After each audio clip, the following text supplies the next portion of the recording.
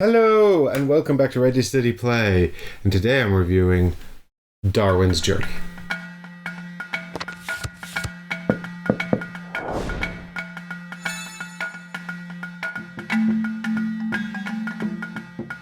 So Darwin's Journey is designed by Simone Luciani, an Italian designer who has done a number of collaborations and solo designs and things.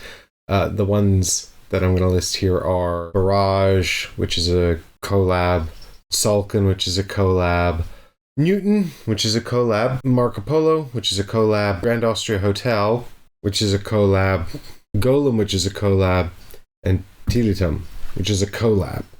This is a co-design with Nestor Mangone, who designed Autobahn, which is a collab, and Newton, which is a collab. So the art's by Paolo Voto, who's done 3 other small box games for the publisher Thundergriff Games, which are Hats, Rebus, and Tuned. It's published by Thundergriff Games via Kickstarter crowdfunding. There'll be a retail version coming out as well. This was the version that I backed on Kickstarter, so I bought this version. It is a reasonably heavy competitive Euro game for 1 to 4 players. It takes about 45 minutes per player to play, and it takes about 20 to 30 minutes to teach. It's very loosely based on Darwin's journey to the Galapagos Islands and the biological work he did there on the theory of evolution. We are part of Darwin's team, or possibly rival biologists. It's a little unclear. We have our own ships. We might be visiting different islands. The art and the presentation and the sort of delivery of the theme is very pleasing. The mechanical realization of the theme is okay. Like, better than I would expect from this kind of sort of heavy Euro design, but it's still pretty light on the theme generally. I like this a lot. I think if you like heavy Euros, if you want a heavy Euro that plays well at 3 to 4, then you should definitely check this out. You should check it out if you like any of the following: Kotoku, Golem, Carnegie, Marco Polo, Pulsar 2849, Praga Kaput Regni, or Revive. So now I'm going to provide you with a high-level rules overview so you sort of understand a bit more about the game and the mechanisms in the game, and then we'll talk a bit more about why I like it so much. Now, it's worth noting for this demonstration that I'm going to be using my copy of the game, which is a very much deluxeified Kickstarter version that I bought on Kickstarter. Many of the components you'll get in the retail version of the game will not be this fancy or this deluxe. I haven't even punched out all of the cardboard retail components, so just please note that to avoid disappointment in the retail edition, this is all of the fancy Kickstarter components. Alright, so now I've got the game set up. I can teach you guys how to play. Now remember, this is a high-level overview, so we're going to be going over some of the main mechanisms in the game, and I'll explain how they work, but this will not be a detailed enough instruction to play the game. Darwin's Journey is a game of upgradable worker placement, comboing actions, points bonanza. So here you can see I've got the main game board set up, as well as 1 player color. Now this is set up for a 4-player game, although there's only 1 player colors pieces out. Darwin's Journey is a 5-round game, and every round the Beagle, Darwin's ship, will advance 1 Beagle space, and will resolve one of these scoring tiles, flipping it over. Once all 5 tiles are flipped over, the game will end and will proceed to final scoring. In a round, we are going to go in turn order, placing 1 worker from our player area onto an action spot on the main game board. Each player places 1 worker. We start with 4. Once every player has played 4 workers, the round will be over. There'll be a scoring phase where we'll do the Beagle scoring. We'll have a little income phase as well, where you'll get a small amount of income, and then there'll be a cleanup phase. Everyone will get their workers back, and we'll proceed to the next round. The vast majority of the game focuses on the worker placement and the action phase, and that primarily takes place on this board. Now, you can see along the top of the board here, a victory point track. We'll be scoring victory points during the game as well as at the end during final scoring, and you'll get a lot of points during the game. I've seen a winning score be made up primarily of points during the game as well as points scored during the end of the game. So there are many routes to points. Now over here we've got our player area, and we've got these workers here who are associated with a row on our player board. We'll play a worker into an action space on the board, and the action spaces are noted by the magnifying glasses. The main thing to be aware when you're doing your worker placement in this game is that you're placing into these diaries and you're placing onto magnifying glasses. Now, we've got these magnifying glasses here, which show these two spaces have been unlocked. However, over the course of the game, additional spaces will have to be unlocked by players using their own magnifying glasses. And it doesn't matter where you're placed on the page. If there's no other worker on the page, then it's free to go there. However, if there's another worker when you play in there, then you must pay 2 coins. Now, it's worth noting that even if the worker is your own worker, you still have to pay the 2 coins. And these go to the bank. They're not paid to any player. On the board, we'll also spot these square magnifying glasses, which any number of players may play into. And it doesn't matter who's already there, whether they're yours or anything. Additionally, if they're not in one of the diaries that we see in this section of the game board, there are, in fact, in a 4-player game, 7 diaries, but in a 3-player game, 4 diaries, because the bookmarks are removed. You can see the final diary down here. More on this space later. These spaces over here, they're not diary pages, so you don't have to pay to go in there, and any number of workers can go in there. There is these worker placement spaces over here, which cost money to go into if somebody's already been there, and additionally only start with the top spaces unlocked, with the more powerful spaces below having to be unlocked by players. This diary space down here has just 2 spaces, and you can see they start unlocked with a single magnifying glass on them. And when you go into here, this allows you to place your magnifying glass onto the board into any of these magnifying glass spaces. And this has the effect of opening up the space for future benefit, and additionally allowing you to take the action associated with that space no matter the seal restriction. So let's learn about seal restrictions in just a minute, but you must also pay the cost shown here. So to place a magnifying glass here would cost 6 coins, which is quite expensive. Additionally, if yellow or blue wants to come in here later and place another magnifying glass, they're going to have to pay that expensive cost there, plus 2 for going into a diary with a worker already on it. Now, what is powerful about putting out the magnifying glasses, in subsequent turns, you can play into there, paying only the cost of 2 if another worker is already on the page. However, if you want to play into another player's magnifying glass, then they get a coin from the bank. Now note, if blue is here, this means yellow would have to pay 2 to the bank for playing into an occupied diary page, plus blue would receive 1 from the bank for another player using their magnifying glass. Now, each of the workers on your player board is associated with a row of wax seals. The first worker has a purple seal and will never have any more because there are no spaces to build up additional seals. However, every other worker starts with 1 and has a track of 6 seals ready to be unlocked, which will unlock benefits as the tracks are filled. We start with these worker cards, which determine our starting seals, and additionally have requirements that, if met, provide a bonus. Now, it should be noted that just because this guy starts the blue seal on my player board there, it doesn't mean that I need to build out his requirements in this row. Having said that, he wants 3 blue seals, a red seal, and a green seal, which is 5 of the 6 seals, and if I do build it in the top row, I've already got 1 of the blue seals, so that's helpful. Then, if on my turn, if I manage to complete these requirements, I flip him over and I put him down here like this with the arrow pointing at the row to show that that row has been used to complete a card.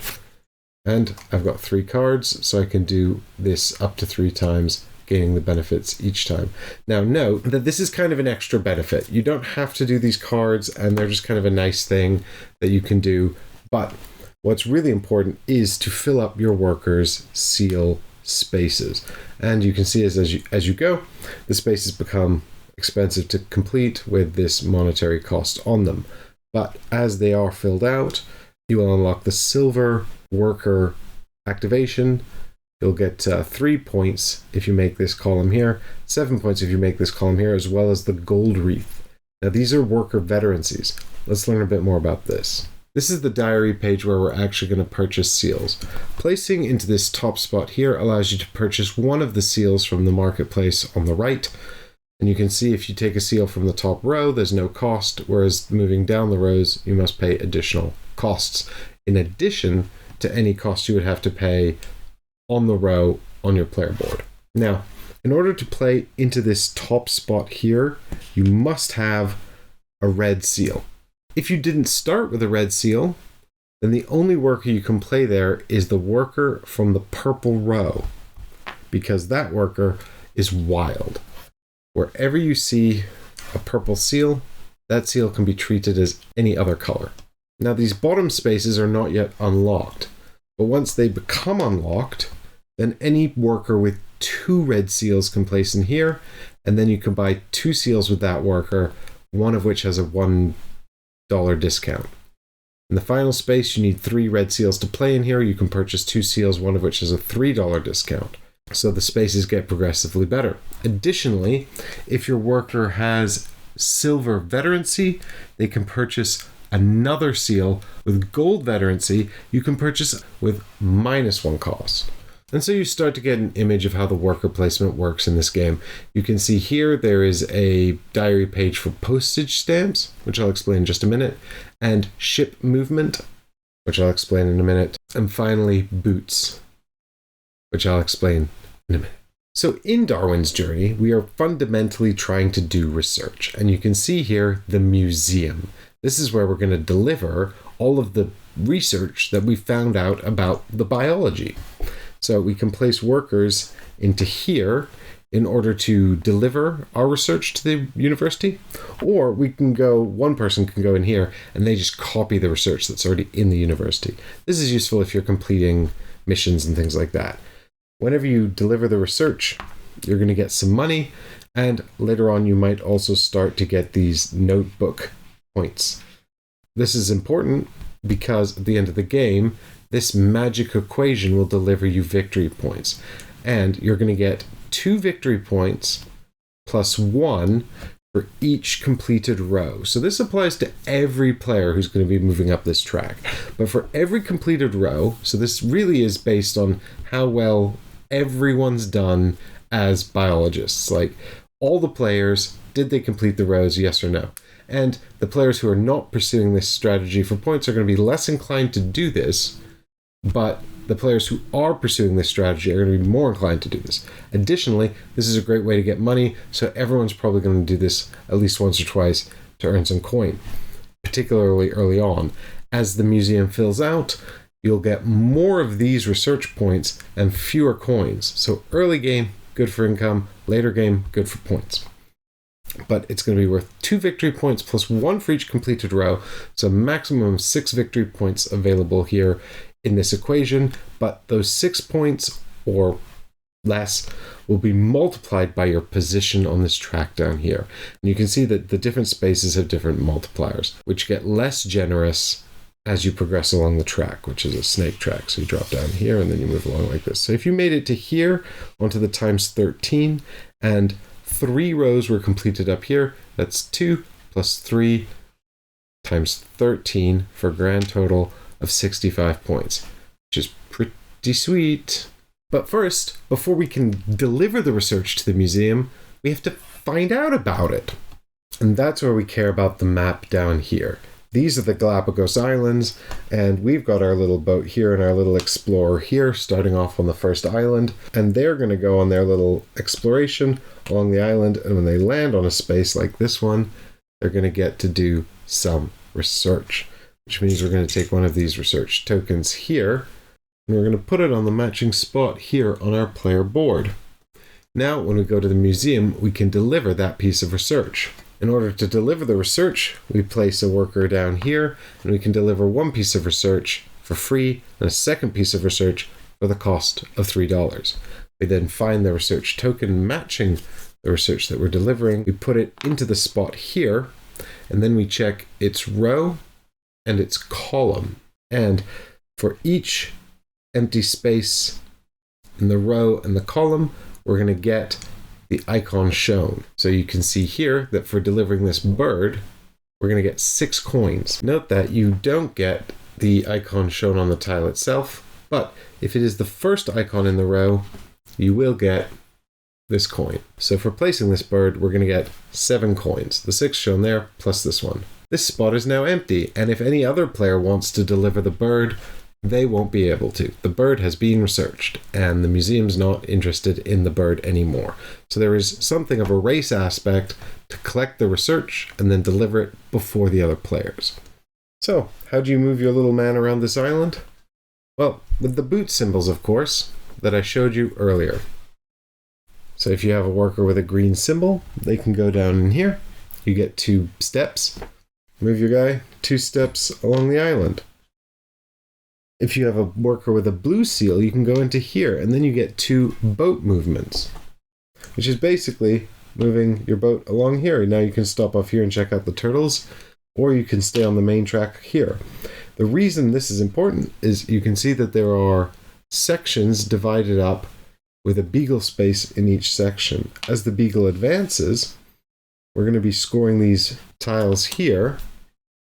And when we score the tile in the beagle space at the end of the round, you're going to get the points shown here. In this case, 4 points for every green symbol that you've got, minus the amount of points you're lagging behind the beagle. So if you had 2 green seals here, you'd get 8 points, minus 5, 3 points. So it helps you to get that boat movement and catch up to the beagle. Additionally, if you pass this banner here, then you'll have reached the second Galapagos Island, and you can put one of your explorers out onto the island, and now you can start exploring the second island. These islands are sort of like a race as well, because the first player to pass this banner gets the points shown, and additionally, once you start to get towards the end of the island, the points rack up, and there's a special first place bonus for the first explorer to make it to the end of the island. The third action space here are the letters. We're going to write home our research to our colleagues and friends and whatnots. So if we have a yellow seal, we can go in here with our worker, and then we get 2 postage. We have on our player board here 3 stacks of 4 stamps, which we need to send the postage. When we place 2 stamps, we can take, it kind of behooves us to take from the same stack, but you can take 2 stamps from anywhere, and then you must place them onto one of the letters shown. For example, here. During the income step, we're going to check these for majority. So the player with the most stamps will get first place. Ties will both get first place. There's also a second place, which is less good. After a player has been rewarded for the income here, they'll lose half of their stamps rounded up, which will go into a tray over here. We looked briefly at these spots earlier, but these are 6 variable action spaces that are randomized during setup, and they have high seal costs because they're very powerful. So each one of these will do a different thing that's relatively unique. This one helps you get purple seals onto your workers. This one down here gives you a lot of movement. This one here lets you get a piece of research that you haven't otherwise been able to get, and so on. When you play into here, you get 2 coins, and you also get to take one of these objective tiles. Now over here on our player board, we've got 2 rows of objectives, silver and gold, and we've got a place next to our player board for these objective tiles.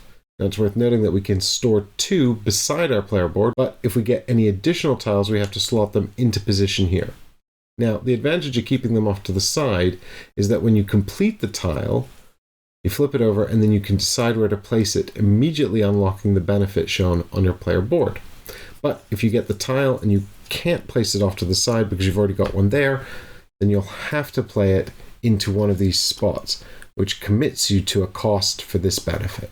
When you complete the tile, you just flip it over, and then you immediately gain the top benefit, and the bottom benefit is endgame scoring.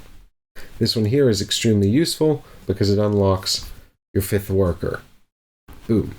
Now your 5th worker is very helpful because even though they have no seals and can't play into any of the spaces that require seals, they can still play into these useful worker placement spaces over here, including the museum spaces, the spaces to get these objectives, and also the turn order space. When you play into here, you get 2 coins, and if you play into this spot here, you're going to lock in first player in the turn order next round. Subsequent players go to the right of you, and then they will lock in next player order. And this is not to be underestimated. Now, after all of the players have finished playing their workers into these spaces and taking the actions shown, the very first thing that happens actually is we'll get our income for the letters. Then the beagle will advance and we'll score the appropriate tile down the bottom here. And then we'll do some cleanup, which involves changing out all the objectives here and refreshing the seal marketplace up here. And then everyone gets their workers back, and we just repeat this process 5 times, and then end of the game. Now, as you can see, there's already some combos building up here. You know, when you go and move your worker down on the island here, you might stop on a space that lets you claim an objective or move the boat, which could trigger something else. You've also got these little tents here, and if you stop on the tent spots, you get to put the tents out onto the island, which unlocks a benefit here, and might unlock a benefit here as well. The tents have to be placed in top to bottom, and the bottom 4 have benefits shown here as well. So there's all this potential to sort of unlock a thing, get some more actions, do another thing, unlock more benefits, change some actions, get lots of benefits. Now, when all of that is over, the 5th round is over, we'll have a bunch of points which you track along the top here, and you've got another cube here that you can put out to mark when you get to 50, 100, 150, and so on. We'll also use this track for endgame scoring.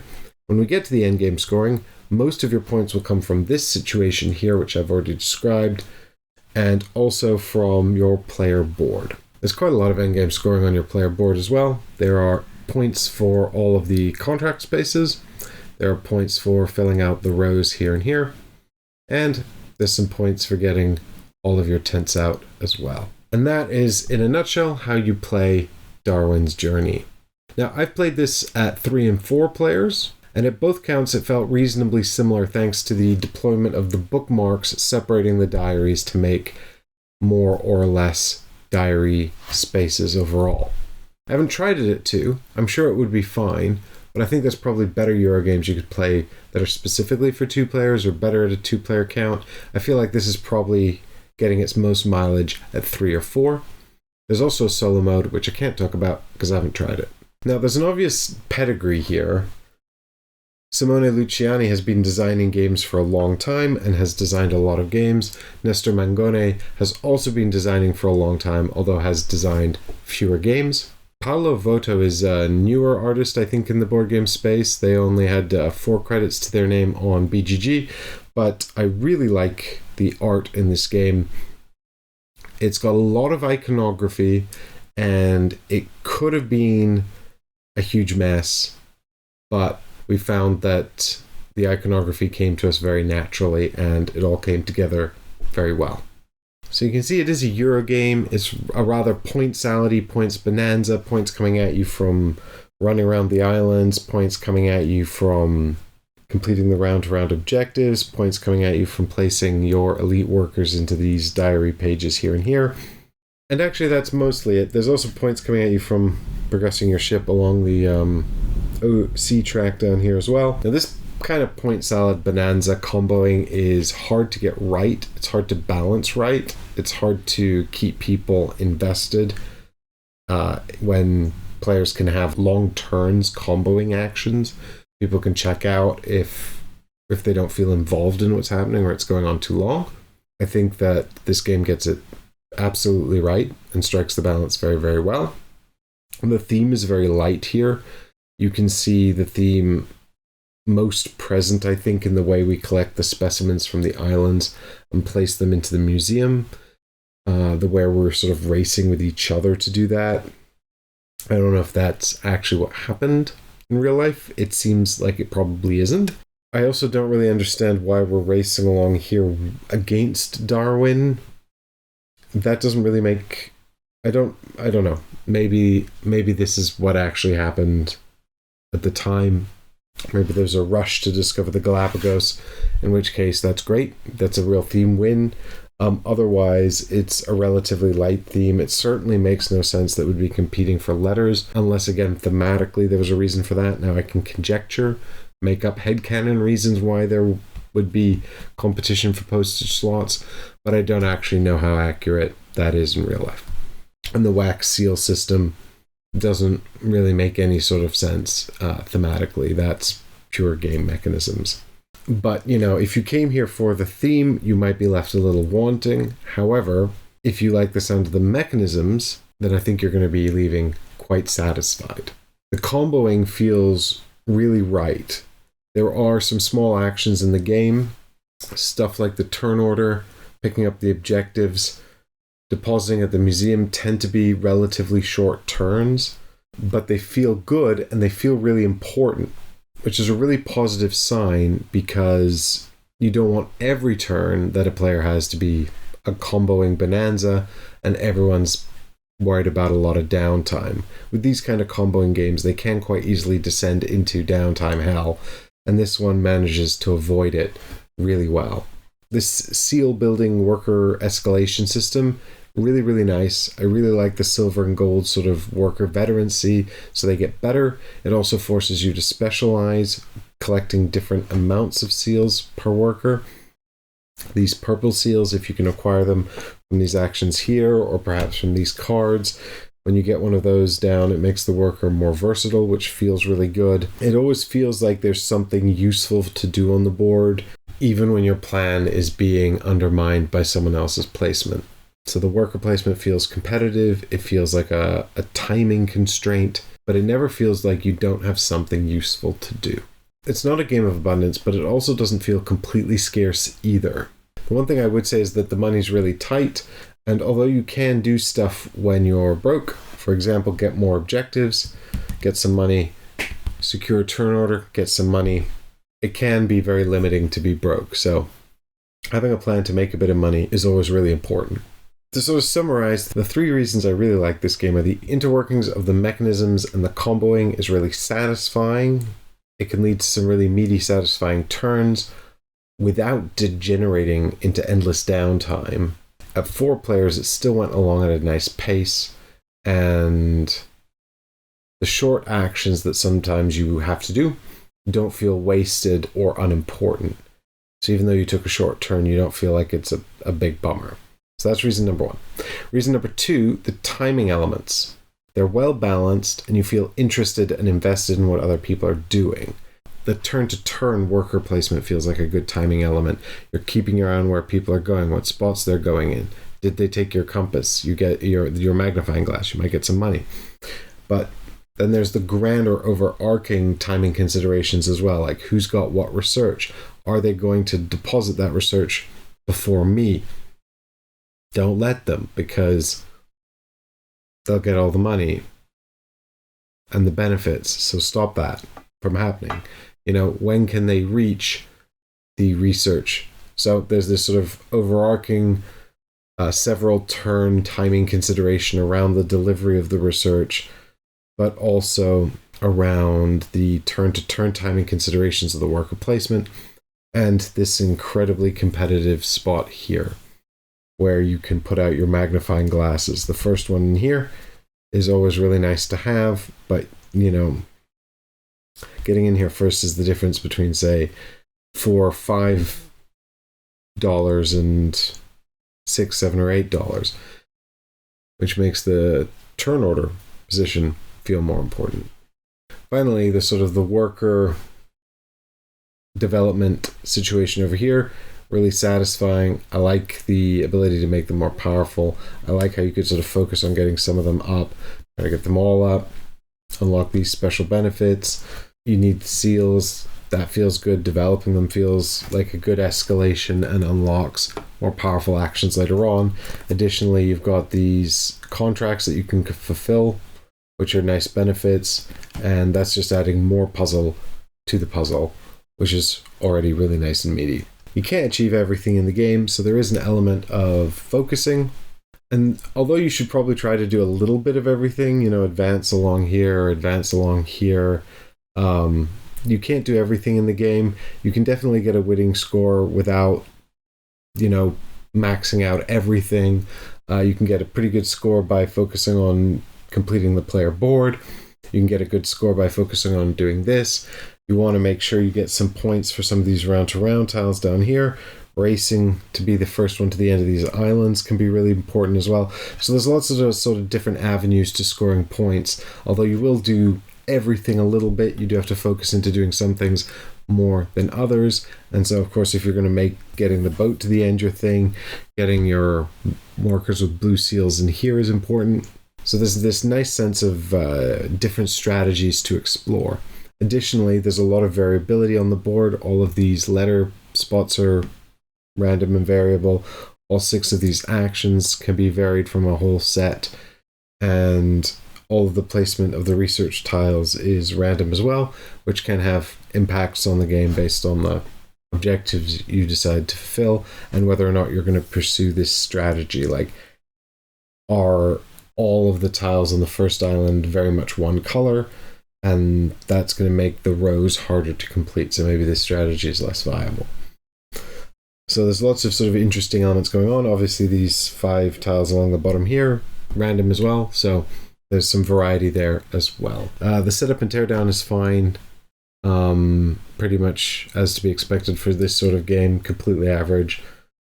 I don't think it's a big deal. The game takes up some space on the table, pretty reasonable. Although the board is big, the player boards are small. There's also a Fireland expansion. It is a Kickstarter, so there is, of course, an expansion that just is already out.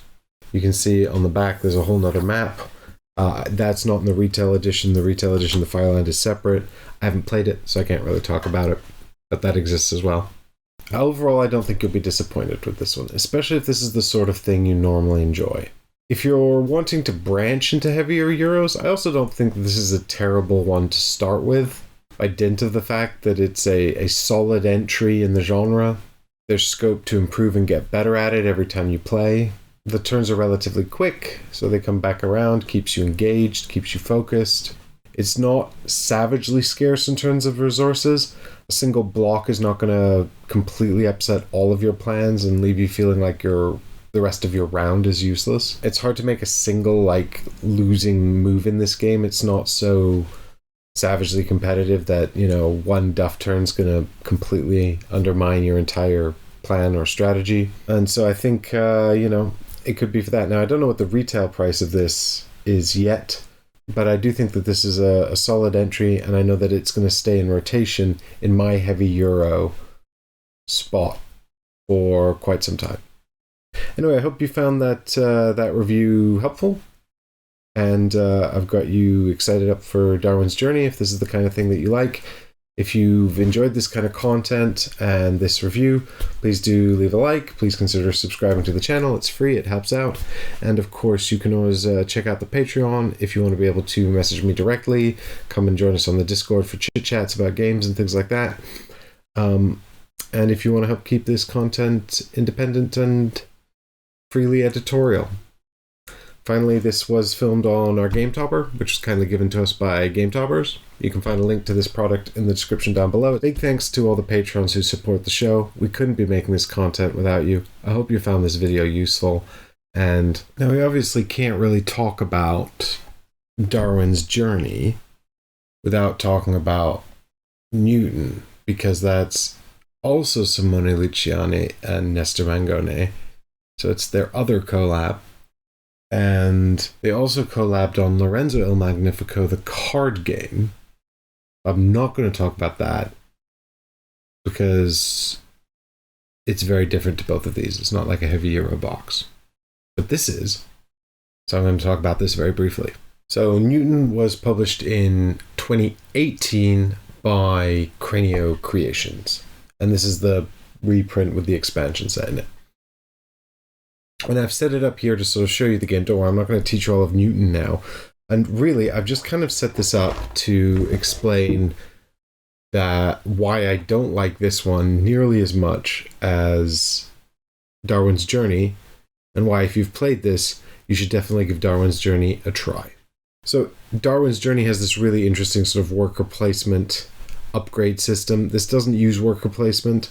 This has an action card selection system, which is really interesting. Every round you and your friends are going to play a card to your player board, and this card is going to give you an action that you can do, which are indicated by the symbols, and you can unlock stronger versions by having this symbol appear more often. And you can see here that I've got all different symbols and they're less powerful. There's also iconography up here that might unlock different things as well, and different special benefits, special powers that you can use before or after resolving the actions that are indicated by the pictures. The Jester's Hat is a wild action, but so that's quite a powerful card. But the main mechanism is that over the course of the game, you're going to get access to these cards here, which are increasingly powerful versions of the different action cards. So you've got special powers up the top, and then the different actions, and you will get rid of cards from your hand to put these cards in. So you're sort of upgrading the actions in your hand, but at the same time, you're potentially specializing and changing the actions that you can do round on round. You can see down here, there's one with double symbols. So this one just helps you to improve this particular action here. And so if you played this one first and then played this one down here, now you get like a level 3 version of this action because you have 3 of these symbols appearing on your desk.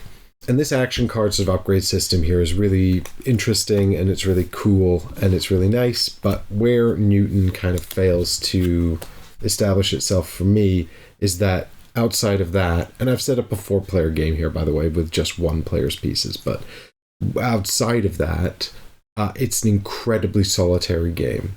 There is an element of first come, first served on both of these boards. So on this board, the only element of first come, first served are these little tokens, which you're going to collect for immediate use. And likewise on the board up here, it's just these little tokens, which are first come, first served as well.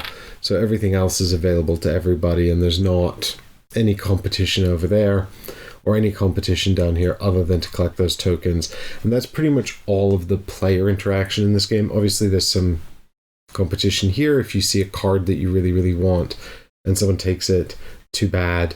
But this is a sort of a terrain board where you're going to be moving around, and you want to get into these cities, ancient city or universities. I think these are universities and these are ancient cities. You're going to be able to take these cubes from your board to pop them down to the locations you visited, which is going to unlock points and also allow you to fill in this top part of your player board here, which wants you to have unlocked these places. And then you can put out books, and as you fill in rows and columns here, you're going to unlock point scoring and income and things like that. And what's quite interesting here is you can see the reiteration of these mechanisms in Darwin's Journey, because the books going out into the upper area of your player board is kind of like an amalgamation of the research area from Darwin's Journey and the postage stamp area as well, because you're unlocking points like the research part, the museum part of Darwin's Journey, but you're actually also unlocking them as incomes like you do with the postage stamps. And I think what you see here is the core change in their design methodology, because both of those areas are competitive in Darwin's Journey. The postage stamps use an area majority to make it competitive, and the museum is now a joint area for all players to play into rather than individual areas on your player board. So they've just taken very, very similar mechanisms and made them available to all players, and as a result they've made it more interactive and more competitive. And this makes it more dynamic and more interesting because other people are less predictable. You're just engaging with the puzzle in a different way. Instead of heads down on your board trying to solve your own confounding efficiency puzzle. Instead, you're paying attention to what other people are doing, their movements on the board, their resources, and what they're capable of. So it just keeps you engaged with them and their board state in a way that Newton doesn't. I've noticed as well that the little cubes are just the tents from Darwin's Journey, but of course they combo with actions in Darwin's Journey, which they only do some of the time in Newton, but so they're just a bit more interesting and a bit more dynamic in Darwin's Journey as well. In the end, while there are many mechanisms going on here, points bonanzas, comboing, upgrading your hand, and all that kind of stuff, it feels very solitary and it feels very mechanical. The theme here is even lighter than the theme in Darwin's Journey. It's based on Newton, but there's all these sort of general scientist and inventor cards that you have that you can fulfill. It's anachronistic, it seems. There doesn't seem to be any particular time. There's just this vague idea of universities and ancient sites that you're visiting. This is all just iconography and doesn't really mean anything. You can visit these diploma spots to upgrade your students and put out more students, but it feels extremely mechanical, very light on theme, and extremely solitary as well. I actually looked up the theme because I couldn't understand these potions and why they were here. Turns out that Isaac Newton had a really deep interest in alchemy and the occult, none of which is represented in the game beyond those potions. I think if you bounced hard off this, I'm not surprised. I don't think this is like great. It's highly variable board setup, which is interesting, and this hand action selection setup is quite interesting, but this is like a really heavy Euro with a lot of the worst elements of that. And although the downtime is actually not too bad in this either, I think Darwin's Journey is leaps and bounds ahead of this in terms of interesting timing considerations that this just completely lacks. Like, there's really none at all. Like, even the timing considerations you do have some control over, like the little tokens here and stuff, are pretty irrelevant and not worth prioritizing when you're already quite tight on what you can do in this game. You kind of need to prioritize the objectives that you're heading to for points and things like that. So I definitely think Darwin's Journey is massively ahead of this, and if you bounced off this, then definitely do give Darwin's Journey a try if you like what you're hearing about it in this video. And so I say, roll the credits. Thanks everyone. See you in the next review.